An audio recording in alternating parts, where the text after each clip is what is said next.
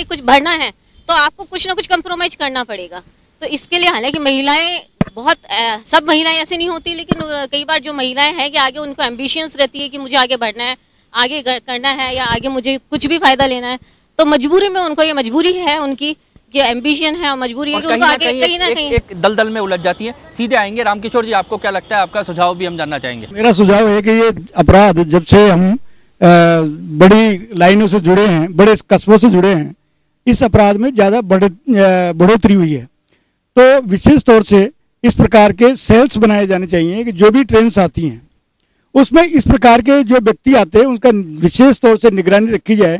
और जो ये क्योंकि अमूमन तौर से ये तय हो जाता है कि ये व्यक्ति इस धंधे में लिप्त हैं, तो उनके ऊपर विशेष तौर से ध्यान रख करके उनके हर गतिविधि का ध्यान रखा जाए और उस पर रोक के प्रयास किए जाएं, तो इसमें काफ़ी सुधार हो सकता है। अर्चना जी, आपके पास आएंगे, आपको क्या लगता है, सामाजिक कुल मिलाकर बुराई है, समाज से ही कोई ना कोई उपाय भी निकलेगा और रास्ता भी समाज से ही निकलेगा? देखिए, इसमें दो एस्पेक्ट्स हैं। एक ट्रैफिकिंग होती है गरीब लोगों की, और एक है कि स्वतः ही इसमें संलिप्त हो रहे हैं। तो जो गरीब है उनके लिए तो आवश्यक है कि अवेयरनेस हो, एजुकेशन की फैसिलिटी हो, नैतिक शिक्षा की बात की जा रही है। साथ ही साथ जो हमारी लेबर और एम्प्लॉयमेंट मिनिस्ट्री है उनको फोकस करना चाहिए ऐसे ग्रुप्स पे कि उनके लिए रोजगार उपलब्ध करवाया जाए। अब बात करते हैं उस ऊंचे वर्ग की, जो लोग स्वयं जाके संलिप्त होते हैं अपनी आकांक्षाओं को पूरा करने के लिए। जो मेट्रो सिटीज़ की जब आप बात करते हैं, चाहे जयपुर हो, दिल्ली हो, मुंबई हो, तो वहाँ ताजुब आपको होगा कि पढ़ी लिखी महिलाएं, पढ़े लिखे पुरुष हैं, वो लोग इसमें संलिप्त हो रहे हैं। अब उनके साथ क्या किया जाए, तो मोटे तौर पर यहाँ साइकोलॉजिकल एस्पेक्ट आता है कि उनकी एडवोकेसी और काउंसलिंग इस प्रकार से की जाए कि उनको समझाए, क्योंकि समझाने से पार नहीं पड़ेगी। वो तो स्वयं जानते हैं कि अनैतिक है और इससे एड्स जैसी बीमारी भी हो सकती है, परंतु फिर भी इसमें संलिप्त है, तो उनके लिए स्पेशल काउंसलिंग की व्यवस्था होनी चाहिए। और मेरा ये मानना है कि पुलिस प्रशासन तो काम करे ही करे, लेकिन हर स्टेट से मतलब राज्य ही नहीं, पूरे कोई भी देश हो, उनको अपने संविधान में आवश्यक रूप से, जैसे भारत में आर्टिकल 23 और 36 है, उसके प्रावधानों को लागू करेंगे तो निश्चित रूप से इसमें असर पड़ेगा।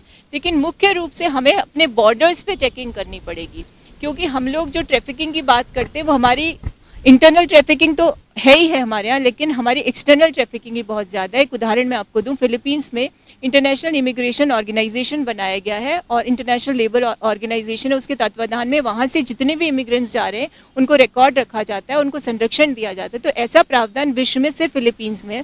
तो यदि इसको रेप्लिकेट करेंगे हमारे देशों में भी, तो बहुत ज़्यादा चाइल्ड ट्रैफिकिंग, विमेन ट्रैफिकिंग और ह्यूमन ट्रैफिकिंग ओवरऑल तीनों को हम रोक पाएंगे। कहीं ना कहीं एक चेक पॉइंट बनाना होगा। पीछे से एक सुझाव आ रहा है, उसके बाद सीधे हम सुमित जी के पास आएंगे। मुख्य रूप से समस्या का निदान परिवार में ही है। पहले हर बच्चे को या हर पेरेंट्स को अपनी संस्कृति के प्रति लगाव, कि हमारी संस्कृति और हमारे परिवार के मूल्य क्या हैं।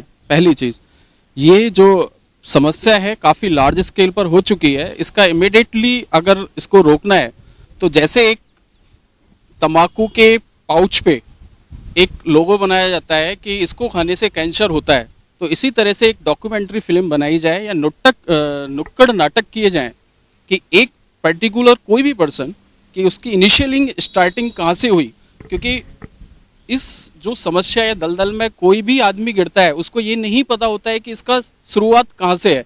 सपोज मैम ने बोला था कि किसी के पास मोबाइल है या कोई पार्टी में जा रहा है, डेफिनेटली पश्चिमीकरण को जो बढ़ावा मिल रहा है और हमारे जो सामाजिक और नैतिक जो पतन हो रहा है उस पर भी गौर करने की आवश्यकता है। और इमीडिएटली इफेक्ट के लिए हमें नुक्कड़ नाटक और इस तरह के सामाजिक जागरूकता का कोई अभियान चलाना होगा। इनका सुझाव ये है। सीधे आएंगे हम सुमित जी के पास। सुमित जी, हम आपका सुझाव भी और लोगों से आप जो लोगों से अपेक्षा करते हैं कि जयपुर शहर को, गुलाबी शहर को गुलाबी शहर ही रहने दें या ये गुलाबी अपराध नहीं हो, आपको ये सुझाव भी सौंपते हैं और साथ में आपका सुझाव और आपका जनता से जो अपेक्षा है। अभी जो चर्चा में सामने आया वो कुछ एक तरफा कोई मामला आया है कि ये सोशल इशू है, इसके पीछे जो इकोनॉमिक फैक्टर है उस पर चर्चा कम हो पाई है।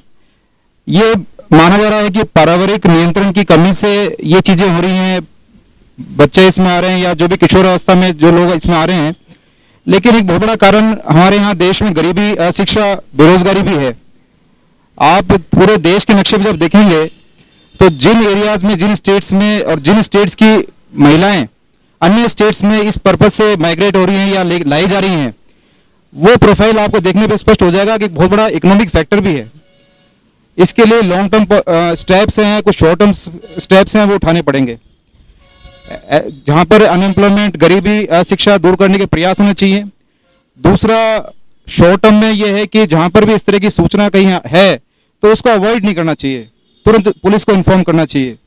मेरी अपेक्षा जनता से और यही है कि इसके बारे में अवेयरनेस स्वयं में, अपने समाज में इसको क्रिएट करें और पुलिस को साथ लेकर इसके निदान के लिए एक कार्य करें।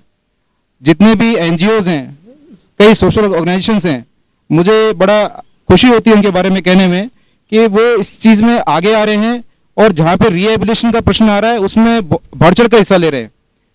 मेरी अपेक्षा यही है, पुलिस की अपेक्षा हम ये चाहते हैं कि जनता में कॉन्फिडेंस पैदा हो और जनता और पुलिस एक दूसरे के पूरक के रूप में यहाँ पर हैं, एग्जिस्ट कर रहे हैं। इस शहर को जो आपने कहा गुलाबी शहर है, वाकई हम ये चाहते हैं कि वो गुलाबी इसकापन रहे और इस तरह के जो अनैतिक कार्यों में यहाँ पर अभी जो सामने देखने में आ रहे हैं उनमें निदान हो, उन पर चेक लगे। सुमित जी का कहना है जनता को भी आगे आना होगा। ये एक ऐसा अपराध है जिस अपराध की अगर हम बात करें तो इस अपराध का निदान सिर्फ पुलिस के पास नहीं है, बल्कि इस अपराध का निदान समाज के भी पास है। समाज किसी भी अनैतिक कार्य, आस पड़ोस में कैसे भी अनैतिक कार्य हो रहा हो, अपनी आंखें बंद नहीं करे, बल्कि अपनी जिम्मेदारी को समझे, सूचना दे और ऐसे लोगों का कहीं ना कहीं सार्वजनिक बहिष्कार किया जाए। जब उन्हें शर्म आएगी तब ये अपराध शायद मिट पाएगा। हमारे इस गुलाबी शहर से इस गुलाबी अपराध को हम बाहर निकाल पाएंगे। जनता की आवाज़ में आज इतना ही। दीजिए पूरी टीम को इजाज़त, नमस्कार। राजधानी जयपुर में गुलाबी अपराध बढ़ने लगे हैं। मेट्रो के रूप में विकसित हो रहा है जयपुर। इसका मुख्य कारण समाज और परिवार दोनों ही है। अपराध में कोई रोकथाम नहीं।